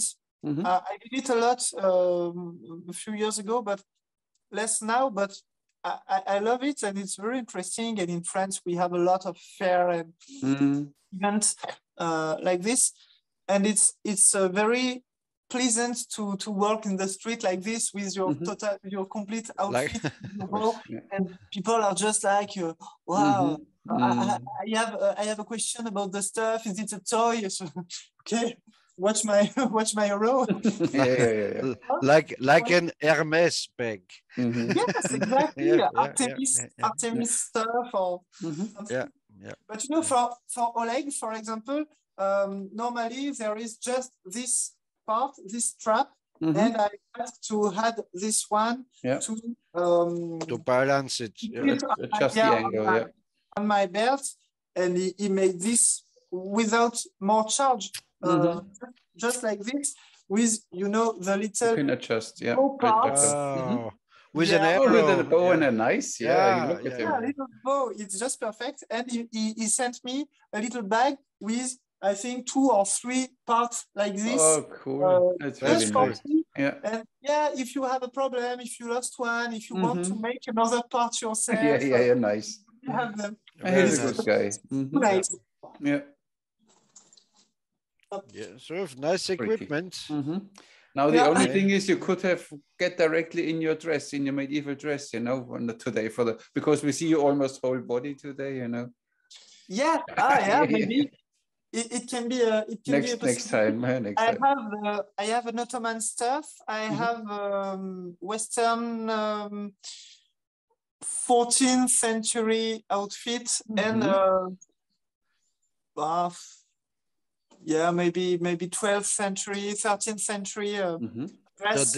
So did the Western female warriors wear dresses or trousers? I think it's always the same topic, Peter. But if women fought, I think they wear the same equipment as men because they didn't have some specific stuff. And if you have an armor, you just have enough room inside to put your breast or something. And I think it was the same stuff.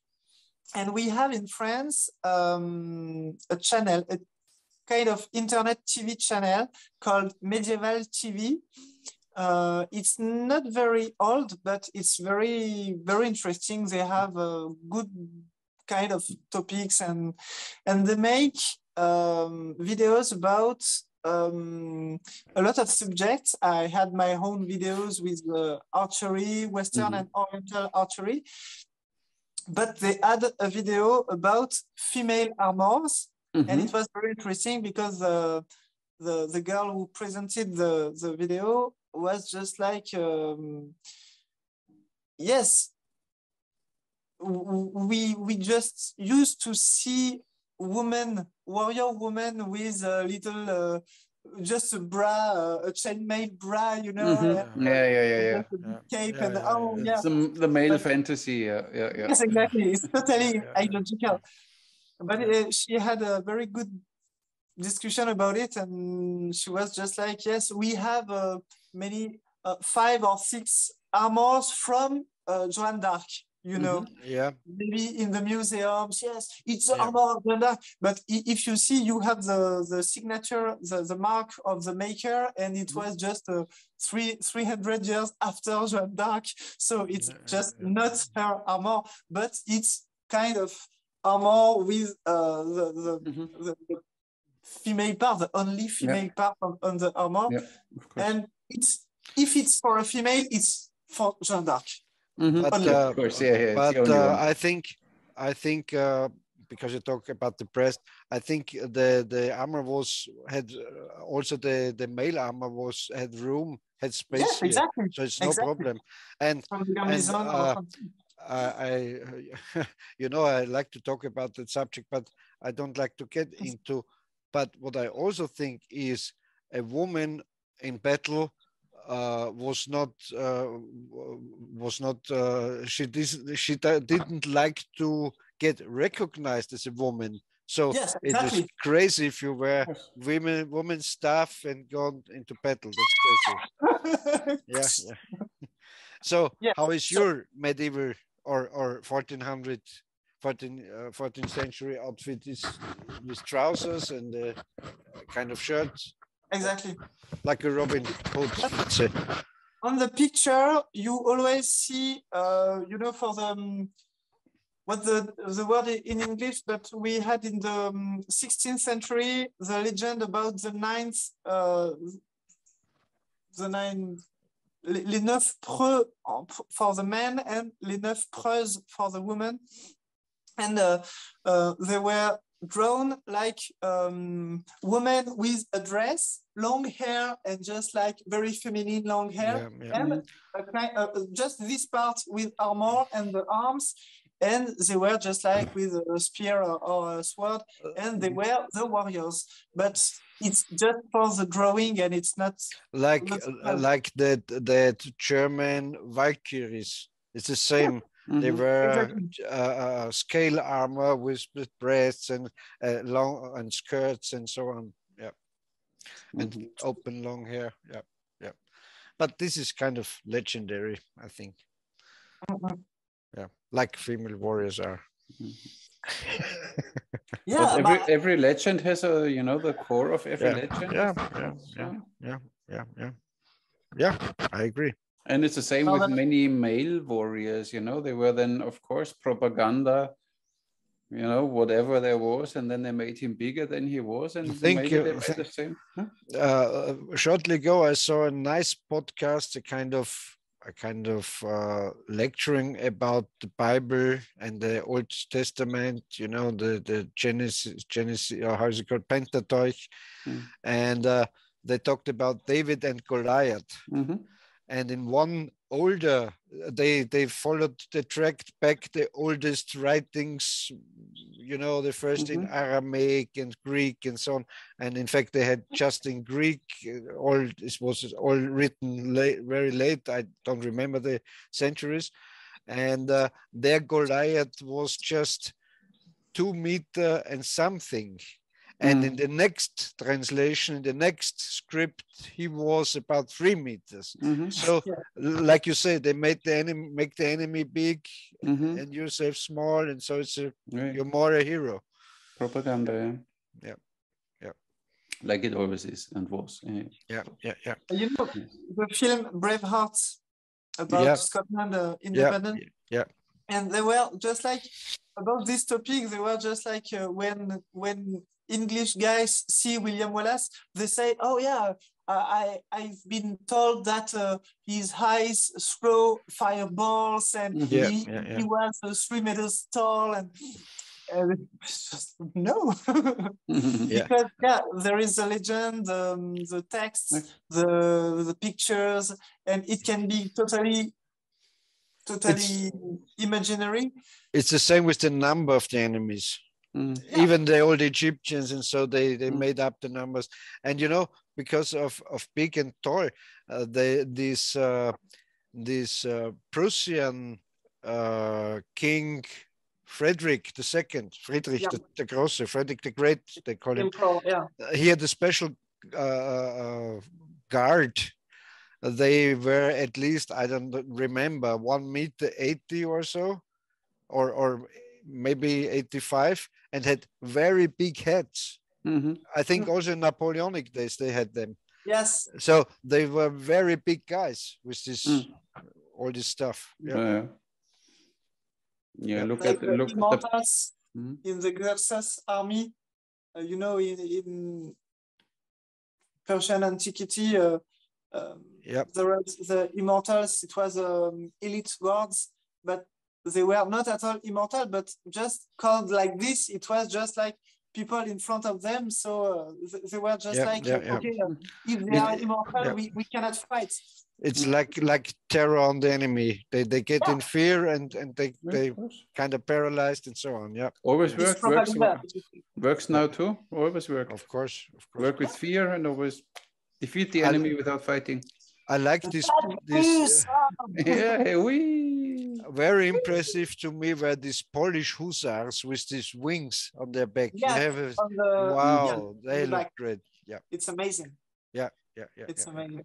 And if it's like flu, in total speed with their horse, it may be you know, a lot of sounds like you flew a road. Yeah, exactly. Yeah. It should be very, very impressive. Yeah. They said, I think so. yes, they made a sound. Yeah. Imagine a few of them come and you think like there come 5,000 and only 100. Yeah. You never know. Like that, like I think that this Maasai or Zulu warriors, they wore kind of shell chains around their ankles and so on. And when they run, it made a sound, so they thought, oh, there are 10,000s around. Yeah. Tactical warfare. It's psychological. tactical, it's totally tactical. Or think about the Stuka bombers with their siren. And the people got in horror when they heard this sound. Yeah. Like a whistling arrow. Kind of. Exactly. Whistling arrows. Like that. Yeah, of course. A foggy morning and you hear, you don't know what's and where and who, and you freak out. Very impressive. Yeah. What makes sense, you know? You always have to weaken the enemy before you start fighting. Of course. Yes, exactly. And you get him by fear, of course. Because the goal, since the beginning, the goal is to win the battle without fights too much. The shortest is the battle. Exactly. Yes. And in the main opinion, people all think about soldiers as monsters they love to kill or so. That's not true. That's not true. They if they don't have to kill someone and win the battle, they're happy. Of course. Normal. Interesting. So next time, Maëlle, you make your kind of how is it called, haute couture Ottoman outfit, yeah. Okay, I can do this. And maybe you play us something like, yes. You know, I thought with this how is it called, this guitar? This wood. Yeah. And archery stuff, you kind of these medieval troubadours, female troubadour. You can have a chat, just both of you, and I can play the music and sip beer. Oh yeah, wow. Then I need to talk to Peter again. No, thank you. Why do you think we invite people that I don't have to talk to Peter? We have to organize something in Austria or in Malta or in France, and with a lot of friends and a lot of beer and a lot of tea and a lot of instruments. Okay. But it can be very, very interesting. For sure. Would be fun. Would be fun. Sounds like big fun. I guess Austria is then better than everybody when it's a more central point. Great. Okay, so it's okay for me for the third time. For the next time, I can dress with my outfit. Very cool. Very cool. Dress up. Only Turkish. No, I can't. No, it's fine. I can't. It's only bad for the people. They let YouTube then run while they drive in their car because they don't watch it. They only listen to us, but they don't watch it. Bad luck for them, you know. Hey, you know, sometimes you should watch and use your eyes. Yeah, but when I show all my stuff, nobody sees it. More interesting to see it. Exactly. Yeah. So you have to choose drive or archery. Exactly. If Maëlle is on the show, stop driving, take your phone and watch it. Exactly. They will do anyway. Yeah, of course. Yeah, when Maëlle is on the show, of course. Yeah. Everybody stops everything, you know, and then it's directly watch. The world stands still. Yeah, of course. You always can feel directly when I uploaded it makes a little and then the world stopped now rotating. Yeah. No, I have to say it's very interesting to have these videos on YouTube because you can begin the video when you want, you can stop it, you can see it again, see it twice or third time if you want. It's very interesting because when you had in the ancient times a program on TV, if you were not here at the good moment, it was over. It was gone. Exactly. So if you think about it, never before in history was so many knowledge stored and an output of knowledge, also of bullshit, no question about that. But on the other hand, it's a big trove of information, of if you're interested in old lighters or in old comms or in old in everything, you can find literally everything. And Sure. and think about 30 years ago, it was unthinkable. Yeah. There were maybe on old bows, there were 3 books around the world, or maybe 10, I don't know. Yeah. But nowadays you can have information that you can see it in a clip, and you can see someone shoot that old bow or crossbow or gun or something. That's very nice. Yeah, this is interesting times. That is true. We're kind of blessed with this internet. Yes. It's true. Blessed and cursed, yeah. It always depends how you use it. It can be a curse too, yeah. Yeah, but it depends how you use it. It's like a razor blade. You can shave yourself or you can cut your it always depends how you use it. It's like archery. It's like... Exactly. Yeah. Archery, let's say the bow and arrow, is one of the very few weapons, or maybe the only weapon, you can't point at yourself. Think about it. I'd never heard of someone who killed himself with bow and arrow. Yeah, let's say. Yes, you can do it with it. Yeah, but that's not bow and arrow. Yeah. But you can kill yourself with a knife, with a spear, with a sword, with everything. But not so easy with bow and arrow. Not so easy, at least. Yeah. If you're drunk enough, you can shoot your feet or... Yeah, of course. Yeah. Or you shoot up in the air and wait until the arrow comes down. You run for the arrow. Exactly. I think every archer has done this stupid thing one time. We call it archery roulette. I always say it when I have a group which annoys me, then guys, we do now archery roulette. Oh, what's that? What's that? You all gather in a crowd here around me. Yes, and then I shoot one arrow straight up in the air, and the last one who moves is the winner. Of course, we don't do it. Don't do this at home, kids. But I think you could do it with that. With the blunt arrow. With this one, we do it. With that foam arrows. Yeah, of course we do this with the foam arrows, but they're slow, and you see them coming. Do you ever see some totally newbies, people that never hold a bow? You give them a bow and they just like... Yes, happens. From 100 people, at least one. Yeah. What logical? Why? They don't want to live it out? I don't know. There are some... I think they're simply clumsy and they want to make everything perfect, and they put themselves under a lot of stress and pressure when they come there, and then they completely you have a speech and you lose your words, and then they... I don't know. I had some clients, a lot of clients, but I have to say, in most cases, they were women. I didn't want to say that, but no, it's not. It's a fact. It's a fact. It's a fact. And I showed them how to grasp the string and pull here, and now just release the string.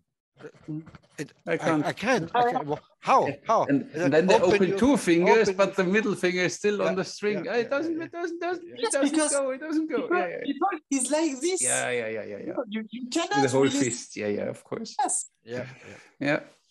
But it's normal. Yes. No. Just the tip. But I don't know. Yeah.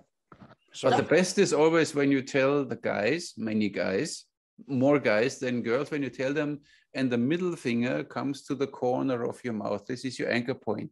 And then they stand there with the thumb in the corner. So, is this your middle finger? Yes. Look at it.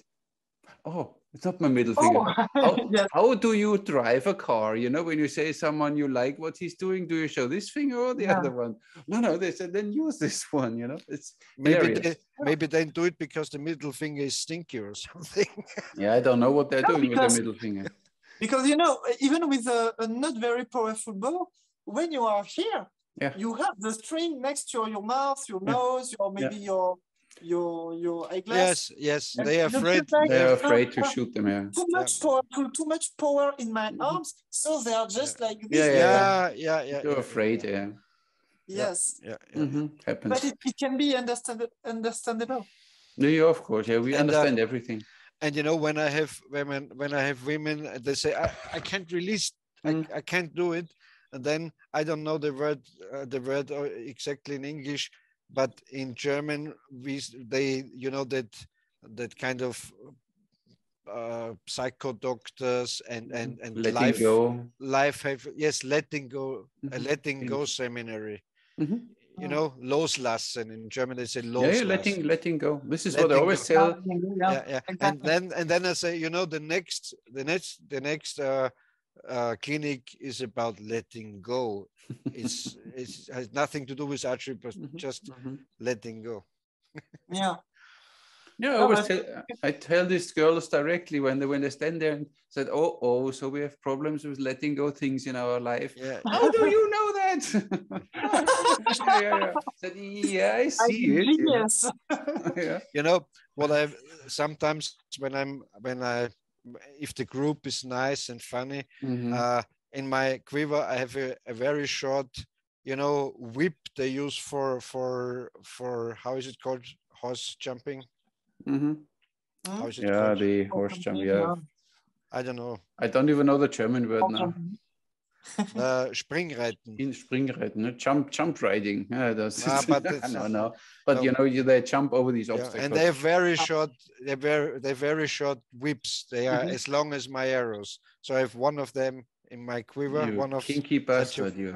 Yes, and then I say, and if you don't get it how it works after 1 hour, I will use this one. And always some women say, really? they would love to have it. Yeah, Really? Like but you wanted to say something, but I was a bit too. Maëlle, you wanted to say something, and I started talking. No. It was just remembering, because Peter, you told about, yes, I saw women, but on the other side, I saw many men just like big man, in front of the girlfriend and the girl. Yeah. And they're just like, yes, Bo, I can do it. Yeah. That's you are just like, no problem. Absolutely. But and not in the shoulders. Maëlle, you're right, absolutely. But these are different problems. The men don't like to get taught. They say, I can do it. You don't have to tell me something. That's the manly part. And the women have the let go problem sometimes. Exactly. And they often feel very insecure and very stressed because they have to do it. But I tell you one thing about girls. I used to make for 3 years in schools in Vienna with boys and girls. And it was the same. Like you say, the boys, they didn't listen to me and they didn't hit anything.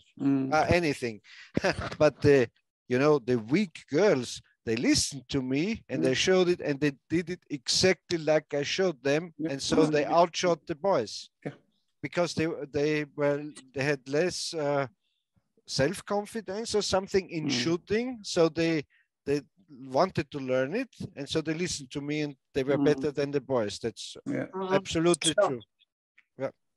Yeah. But the general problem is that everybody thinks he has a know of how archery works. They come to the range, I know how it works. Did you ever shoot with bow and arrow? No, but I know how it works. You know why? They saw the wrong movies. Yeah, they saw movies, they saw pictures and they have it in their brain. And something I talk about it, I say, why are you doing this why are you doing that like this? And I don't know, but they have the pictures in their brain. They say they saw a statue of an archer leaning backwards. They said, never lean backwards, lean forwards, and so on. But they have this picture in their brain. Yeah, but it's interesting. It's only in archery. I never had this when I was teaching Tai Chi or something. You know, they don't come with any precondition and I know everything already. They simply listen and I follow. In archery, I think the guys because know. Archery is more common. Yeah. And it's a martial thing, and maybe they just think that as a man, they have to be able to do this and kind of logical and instinctive for them, but not at all. It's just a technique you have to learn. If you give me a compound bow, for example, honestly, I don't know how to do.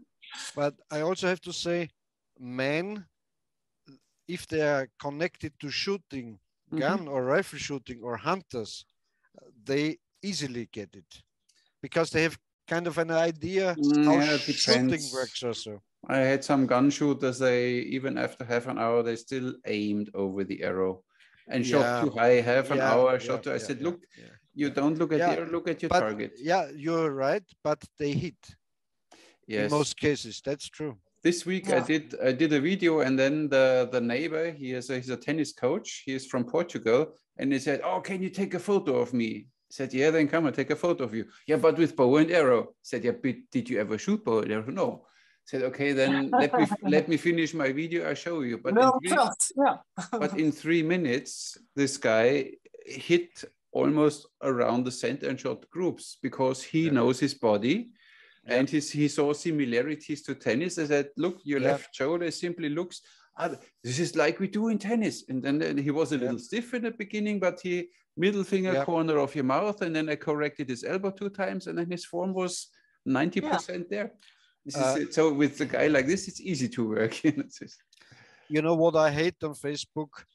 I hate these thousands of pictures of beautiful women with fancy costumes and dresses, and you see in the first glance they never had a bow in their hand before.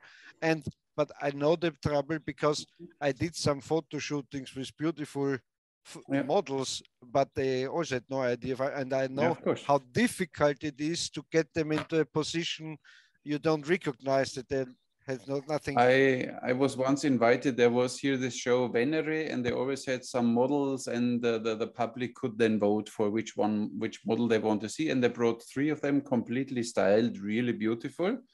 And then, of course, a photographer said, "Oh, the sun is going down. Let's take the photos first, and then we do the video of how they learn to shoot." I said, "No, they first learn how to shoot, and then you can take your photos. Because when I give them now bow and arrow, they stand like this and have no idea what to do with it." And I teach them first. It takes 20 minutes. Give me or half an hour, and then I teach them, and then I know how to shoot. And then you take your photos. And then these photos were, I mean, of course, they were not perfect, but wow. It was much better. Wow. You know, they came with high heels and with dresses, and well, nice. That was nice. And maybe one of them she liked. Oh, you? Sorry. No, you. For the one of the ending words, I like to think that it's very interesting to me in archery and in other stuff to never say, even to yourself, I know this because I practice every day, and okay, I know this, because you have to learn every time. Yeah. And to me, I have a lot of people who say, "Oh, you play music so well, you know so much things." But to me, I'm just a beginner because I just opened the door of the musical world. But it's so huge. The more you know, you recognize. Yeah. Exactly. Yes. Yeah. And same with happens to me too. When they always call me like this, listen, I just start shooting some arrows. Don't worry. And I think there are in some way two. I hate to say it like that, but two kinds of persons, because one gets into fishing, archery, or I don't know, and he gets to a kind of state, and he's happy with. And the other breed of man, they like to get more into and more, and they're just curious. Oh, I don't know everything. I have to know more. I have to study it, and so on. And that's also a kind of curse and a kind of. Both is okay, as long as you don't. We mean a bit nerdiness is fine, I guess. If I do something, I have to know everything about it. When I was into boxing, I studied all the old world champions and the old box fights. I watched, know, the black and white. I had to have it all. I'm completely the opposite. Yeah, but different people. We need all the shames. We need all the people and the techniques and the stuffs and the. At last, it's just archery. Exactly. We all shoot bow and arrow. Yeah.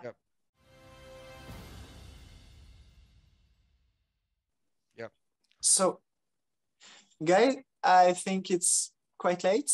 Time to go. Oh, Yeah. come on. Yes, it's already. Yes, you are right. It's already 2 hours. Yes. I think it's good, but we can organize another Thank you time so much. with the outfits and with a lot of pleasure. Nice. I'm looking forward to that one.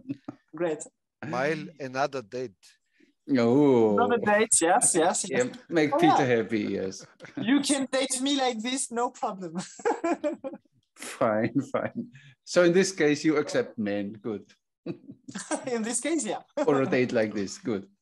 Exactly. That's fine. So guys, thank you so much. Thank you so much for your time. Thank you, Maëlle. Really a pleasure to see all your stuff. And of course, it's always a pleasure to listen to you and your knowledge, Maëlle. Thank you so much. Yeah.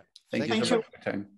And Bye, I see guys. you all, and thank you all for watching, guys, out there. And please subscribe to everyone's channel and check them out. And you know the drill. Thank you very much. Have a good night. See you.